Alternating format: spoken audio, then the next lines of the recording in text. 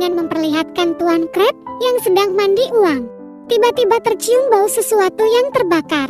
Yang ternyata itu serangan plankton yang mencoba mencuri resep rahasia. Tuan Crab yang merasa kesal pun melakukan perlawanan kepada plankton dan terjadilah pertempuran hebat antara mereka.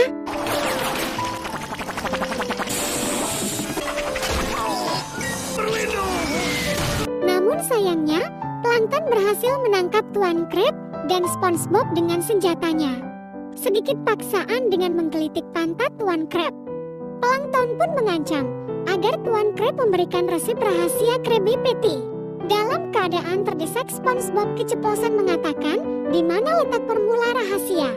Di balik lukisan ya, Crab. Namun tiba-tiba saja tercium aroma amis ikan laut. Yang ternyata itu adalah Pearl, anaknya Tuan Crab. Seketika plankton pun mendadak ketakutan dan langsung pergi dari sana. Siapa yang tahu plankton begitu takut pada paus? Kemudian Pearl pun mengeluarkan mereka berdua dari alat plankton. Dan dari sanalah Tuan Crab mendapatkan sebuah ide memakai kostum paus untuk menakuti plankton. Sementara itu, plankton yang baru saja pulang langsung menceritakan tentang Pearl kepada Karen. Karena dahulu leluhurnya juga mengalami hal yang menakutkan karena seekor ikan paus.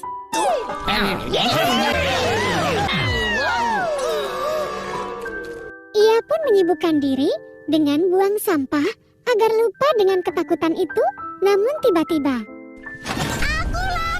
plankton yang ketakutan langsung berlari dan mengadukan itu kepada Karen. Namun ketika Karen mengeceknya di ruangan itu, tidak ditemukan satu paus pun. Tak ada paus di sini. Kemudian plankton meyakinkan Karen bahwa dia benar-benar melihat paus itu. Namun karena tidak adanya tanda-tanda yang terlihat, Karen pun pergi meninggalkannya. Setelah 16 hari berlalu, plankton yang masih saja paranoid terhadap paus mengurung dirinya di ruangan tanpa melakukan apapun. Bahkan di malam harinya, dia selalu bermimpi buruk dengan adanya paus yang terus mengejarnya.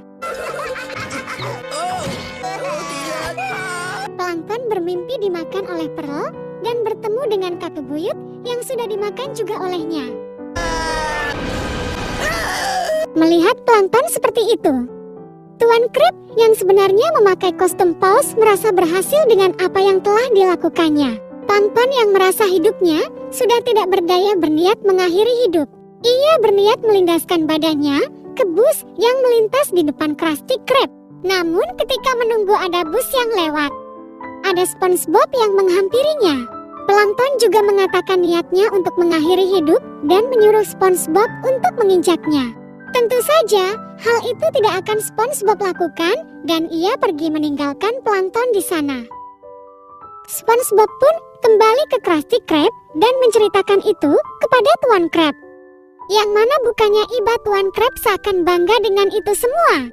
SpongeBob juga mengatakan jika sikap Tuan Crab menakuti plankton dengan kostum paus terlalu berlebihan.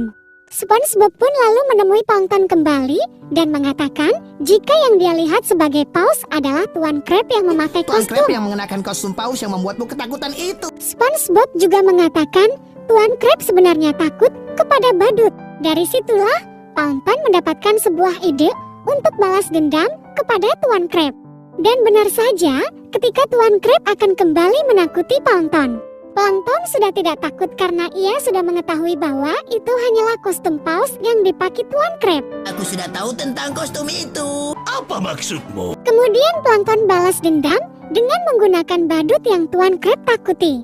Namun ketika kesenangan plankton baru saja dimulai, tiba-tiba datang gerombolan paus asli yang kelaparan, yang mana membuat plankton sangat ketakutan dan terbirit-birit dari sana.